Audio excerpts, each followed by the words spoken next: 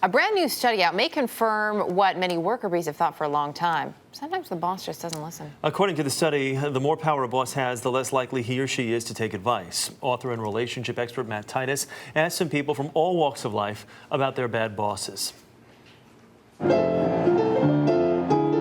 What is the worst thing a boss has ever asked you to do? A boss once asked me to sleep with a client who was a good client, but he wanted more work. This guy was soulless. Oh, he's awful. Well, there was one day I was scheduled for the register, and I actually ended up cleaning toilets the entire day. I had the Babbo, the scrubber. If you could say anything to her right now, what would it be?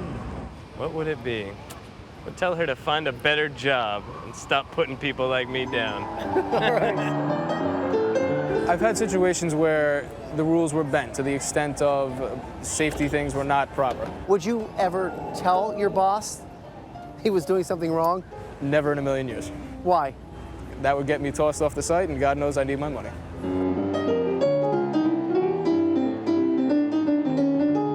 I had actually a boss that had way too much to drink. It was clearly way more than he could handle.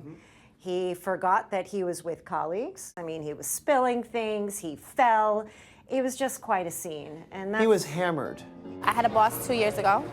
He asked me to sit on the lap of an 86-year-old man for his birthday. I like where this is going.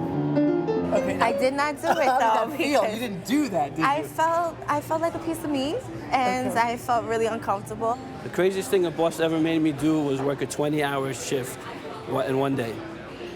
I went in, at 9 o'clock in the morning, didn't go back home till like 7 the next day. It was crazy. Was it productive? I don't think so. Jim, what did having a bad boss teach you? It taught me how to be a good boss and how to start my own business because I don't want to deal with bad bosses anymore.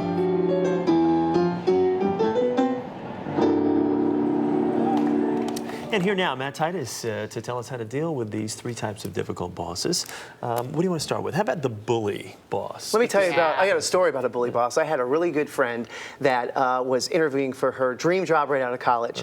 And it was the last interview with her future bully boss. And she had the same name as the bully boss. First and last? Just the first. Okay. So the bully boss says to her, I'm going to offer you this job on one condition, if you change your name. Seriously? So she had to go under an alias for 3 years working at that job. That's a bully boss.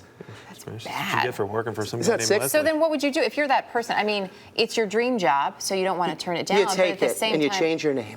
Really? Absolutely. But is that the best way to deal with that type of No, boss? how you deal with it, they're demeaning, they're tough. The best way that you can possibly do it is you basically collaborate and go out and talk to your coworkers to see if they're being bullied as well. Then you confront your bully boss on a one-on-one private setting because they can't grandstand. There's no one there to perform for. So you need to also be very concise and tell the bully boss exactly why you're feeling bullied and how your work performance will improve if they do not make you feel that way at all. The biggest concern, though, retribution, if you do try to confront a boss who is a bully, because if they're, there's a maturity issue to begin with. But you're a human being, and you have to stick up for yourself, and it's a fine line between letting that person know not to do that and performing your work. Okay, just don't let it get physical. Exactly. Never. I've learned that Never. lesson. The second boss is a micromanager. The micromanager kind of boss who is literally on top of every little thing you do. They're incredibly uber meticulous. They drive you crazy. You have to micromanage the situation, outsmart the boss. Meet with the boss every morning and tell them the action list that you plan to perform that day. Make sure you're on the same page with a micromanager. And then at the end of the day, email that boss everything that you accomplished. Outsmart the micromanager. So you're one step ahead. One step ahead. And the last boss is the absentee boss, or what I like to call the ghost boss. Yeah. Somehow this boss manages to do half the work and makes double your salary. At Christmas, this boss literally gets employee of the year and also the most money, the highest bonus. Absolutely unbelievable. So how do you deal with this person? You make sure that you are on top of everything you do. The person isn't usually even answering your emails or your phone calls. So basically what you need to do is make sure keep a record of that? Keep a record. You're going to call. When you call and they're not there, you send a follow-up email. You BCC your superiors. BCC them. They're superiors, Live so they know. copy. You got to cover your tracks. It's really, really important. All right, good tips, Matt. Nice to have you here. Do my best. Thank you. Right.